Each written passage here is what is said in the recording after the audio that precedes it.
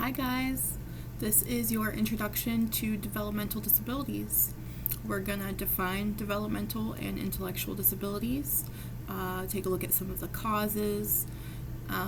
You'll hopefully have a better understanding of the people that you're going to support, and this information can be really valuable to your work.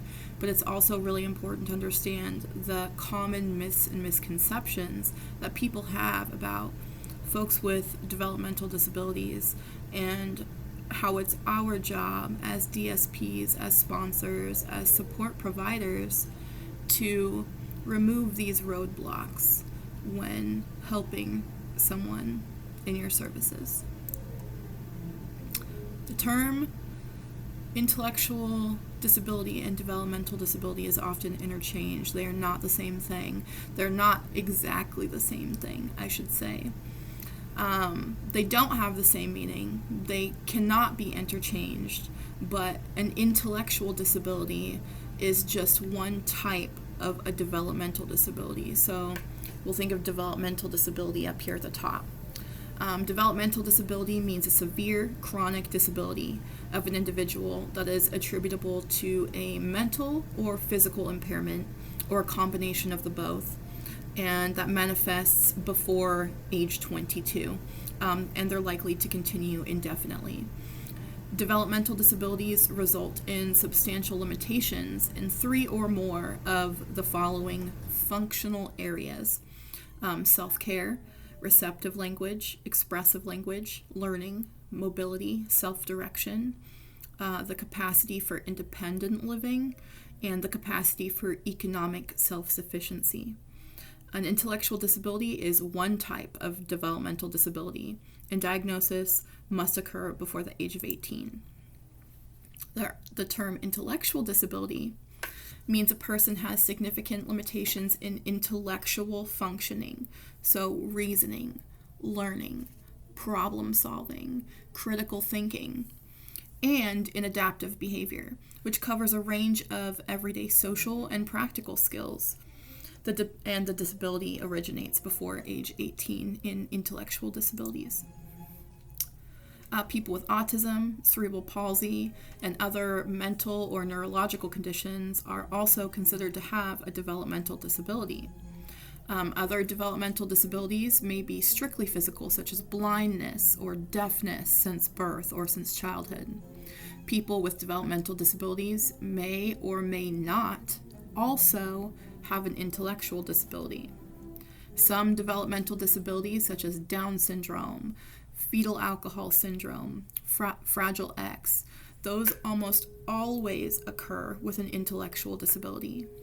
On the basis of multiple evaluations, professionals can determine whether a person has a developmental disability, and they can make recommendations for supports for them.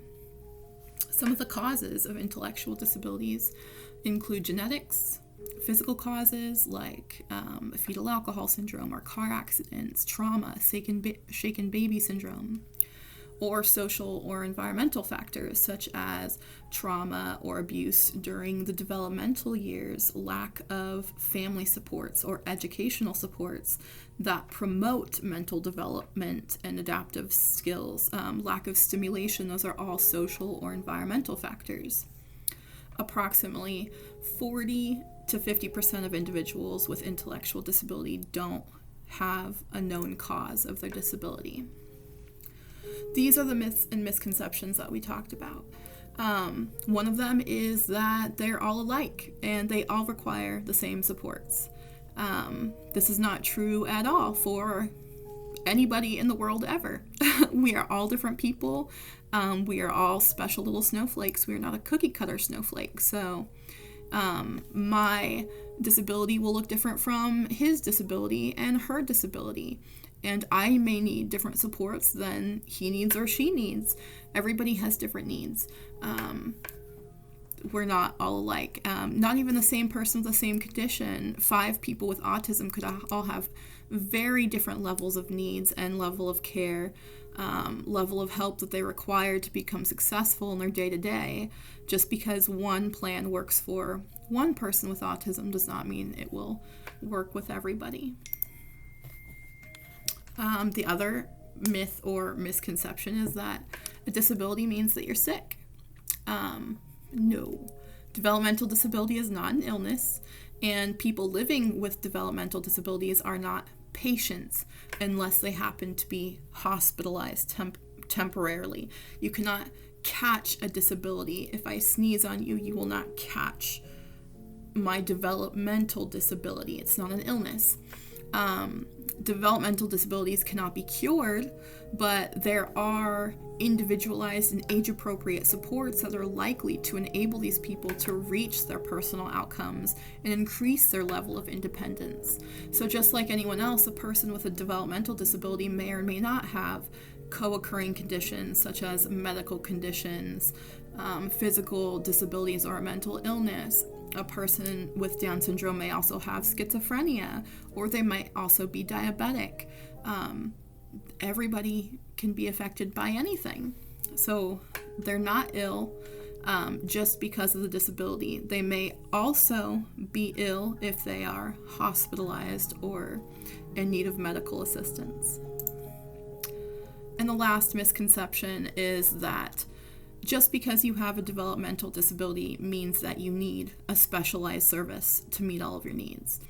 Each of us, including those with developmental disabilities, have very different strengths and very different support needs. We all continually grow. We all change in terms of the supports we need to be successful. One person may not need support or assistance with a certain task, while another may require complete hand-over-hand full physical support to successfully complete the same task. Similarly, someone who needs support today to complete a certain task may or may not need the same support tomorrow to be successful in accomplishing the same task. People with developmental disabilities can shop at the same store as people without a disability. They may or may not need support and assistance to do their shopping and money management, but they can still shop there. A person with a developmental disability who has a medical condition can be treated by the same doctor as a person without a disability who has the same medical condition. Persons with a developmental disability may or may not need help telling the doctor how they feel, understanding their diagnosis, or taking the medicine that they were prescribed. But just as for all of us, the supports, the level of support that we need, the level of support that needs to be required to be successful must be individualized because we're all different. So your role as a DSP is to see the person, not the disability. Person first. Always person first. You need to be creative. You need to take people's wishes and dreams seriously, respond positively, and be a model for others. Recognize that people with disabilities are lifelong learners, so constantly provide opportunities to teach new information, support in new ways, learn new things. Just like everyone else, we want the individuals that we work with to have interesting, full, well-rounded, meaningful lives, just like the rest of us. So that was your intro on developmental disabilities. Don't forget to take the test that's attached to this video. Good luck.